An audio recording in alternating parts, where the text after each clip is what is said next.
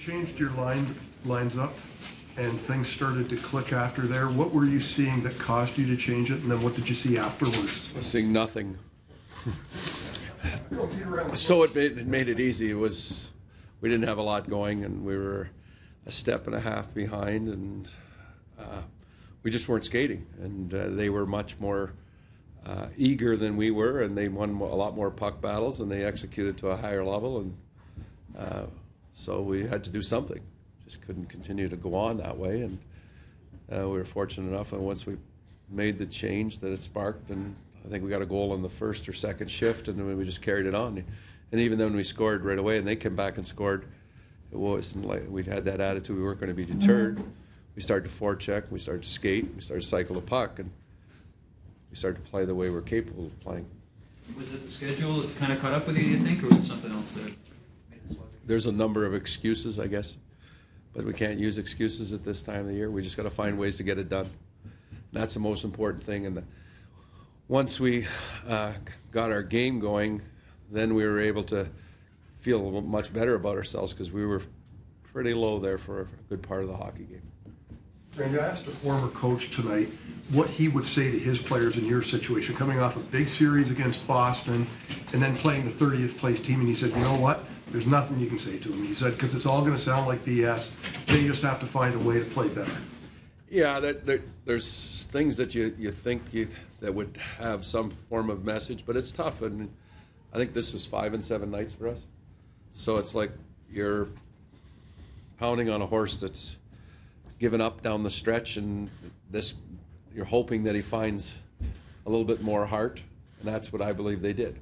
They reached back and found some more, and they're to be commended, because that's not an easy situation that they've just been through. And as you say, there's a lot of hype and a lot of pressure that goes when you're in a qualifying mode for playoffs, and you got to play the Boston Bruins back to back. And there was a lot of focus went on that. Well, that was going to be a point for our team, that this is going to make or break it, or this is going to do that. And all we tried to do was take it at 6 periods at a time.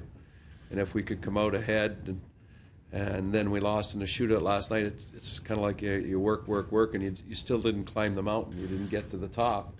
But yet we got 3 out of a possible 4 points, so that's what we tried to pound on ourselves and say, hey, pound on our chest, we can do this. And it didn't look like we could do it for better part of the game, but then when they reached back and found it. Randy, you coached Lupul in Anaheim. Did you ever feel that he had the potential to play at the level that he's playing here? No, I didn't. Or we probably never would have traded him, but the issue was we had to give something up to get Chris Pronger too. And that was the first trade that, well, Pronger's a pretty good player, but Loop's, as I stated before, the biggest mistake that we made in Anaheim, and we accept responsibility for that right from day one, is we didn't put him on left wing. And he's been a dynamic left winger, and he was a top 10 pick. I think he was 7th overall, and we knew he could score, but he was an erratic player, and it seemed like when he came to Toronto, they put him on the left side. He was a different player. He was much more responsible. I think the game slowed down for him, and he sped up. So you got to commend the player. He's been a bit of a catalyst when you guys were going through that rough spell getting into the lineup. What did he change, either on or off the ice when he? No, I just think when you come and watch us practice, he definitely separates himself the first day of practice when you watch him out there. He just plays the game at a higher level and works at a higher level than a lot of people, and that's a great example for our younger players. Other than the goals, then, has he had that impact on your room since he was back and ready to be healthy? Oh, for sure. I just wish, it's a running joke that he stays more than 5 games, because I've only coached him in my year here. I think he's only been in the lineup 10 games. He was hurt last year when he first got here, and then he got hurt again, and he got suspended. So it was kind of, what the heck's going on, Lopes? Right? How was McCarthy?